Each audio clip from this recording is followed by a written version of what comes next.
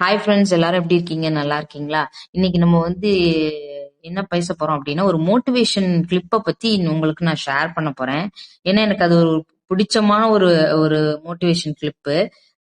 என்ன அப்படின்னா, படித்ததில் பிடித்தது அப்படின்ற மாதிரி நம்ம நிறைய பேர் ஷேர் பண்ணுவாங்க. நான் சொல்ல போறது பார்த்ததில் பிடித்தது.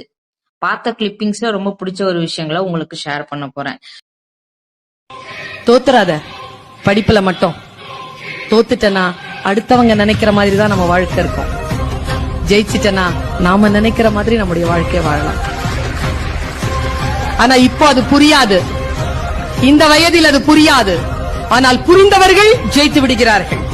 வாழ்க்கையில் கல்வி என்கின்ற ஆயுதத்தை கையில் எடுத்துக்கொண்டு அதிகாரம் என்கின்ற எல்லைக்குள் போய் பொருளாதாரத்தில் பெரியவர்களாகி இந்த தேசத்தையும் இந்த நாட்டையும் இந்த குடும்பத்தையும் காப்பாற்றுகின்ற அத்தனை ஆளுமையும் பெறக்கூடிய ஒற்றை வயதில் இருக்கிறோம். இந்த வயதை போய் வீணடிக்கலாமா?